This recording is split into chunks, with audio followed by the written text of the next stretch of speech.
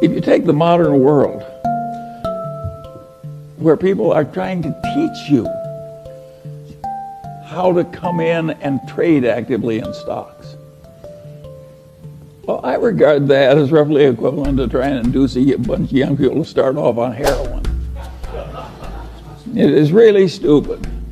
And when you're already rich, to make your money by encouraging people to get rich by trading.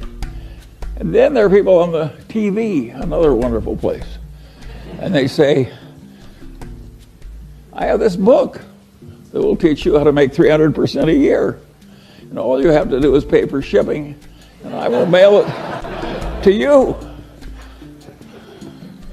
How likely is it that a person who had suddenly found a way to make 300% a year will be trying to sell books on the internet to you? And it's ridiculous. And yet, I've described modern commerce. And the people that do this all day think they're useful citizens. The advertising agents that invent the lingo. So in insurance, they say, but they mislead you on purpose. And I get tired of it. And I don't think it's right that we deliberately mislead people as much as we do. Let me tell you another story that I think is an interesting one about the modern life. But this goes back to a different time.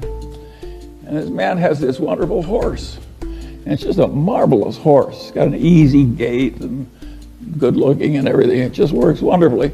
But also occasionally just gets so he's dangerous and vicious and causes enormous damage and trouble and breaks arms and legs for his rider and so on. And he goes to the vet and says, what can I do about this horse? And the vet says, that's a very easy problem and I'm glad to help you. He says, what should I do? And the man says, the next time your horse is behaving well, sell it.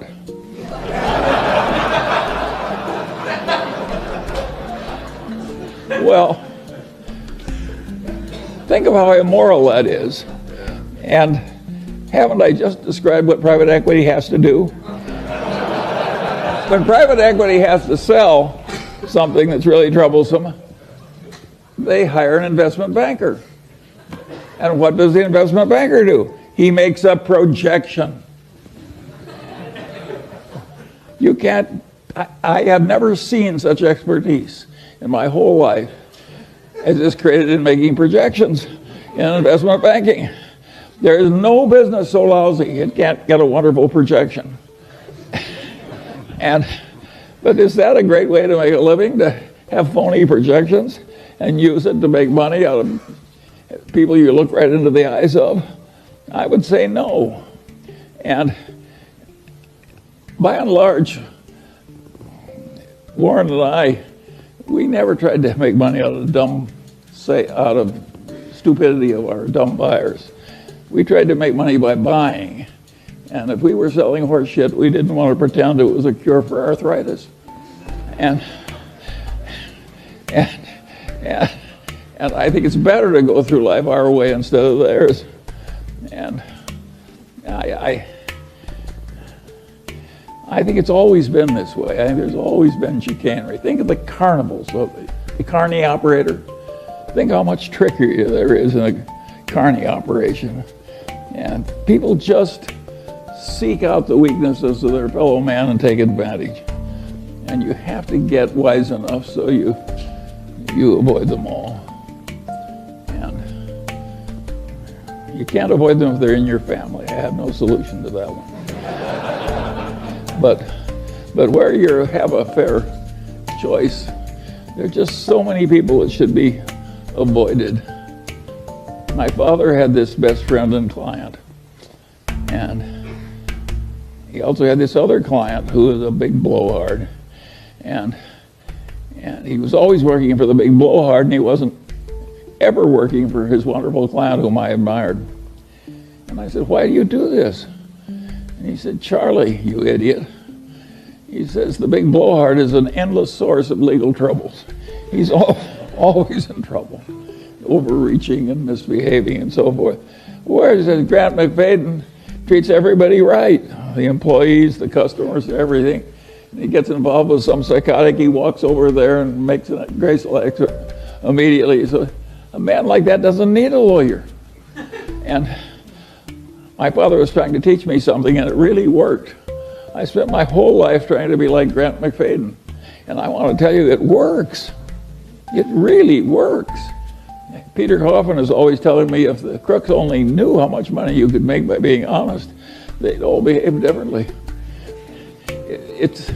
Warren has a wonderful saying I like. He says, if you take the high road, it's never crowded. and it's worked. Take the Daily Journal Corporation. We made quite a few millions of dollars out of the foreclosure boom because we published legal notices and we dominated the publication of foreclosure notices in the worst real estate depression in the history of modern times.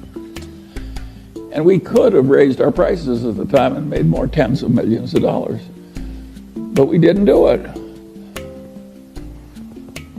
You know, when your fellow citizens are losing their damn houses in the worst recession, Charlie Munger, billionaire, raises prices. It would look lousy on the front page of the paper for people around the street. Should you do it? And the answer is no, of course not. Particularly when Warren always said it's probably always a mistake to marry for money, and it's really stupid if you're already rich.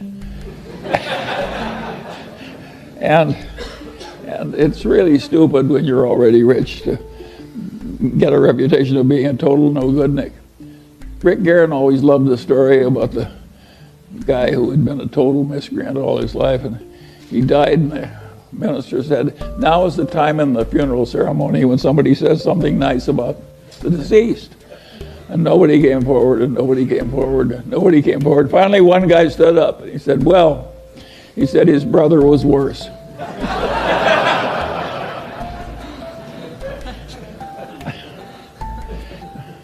Well, you can laugh, but there are people like that. When Harry Cohn died here, the saying was everybody went to the funeral to make sure he was dead. and so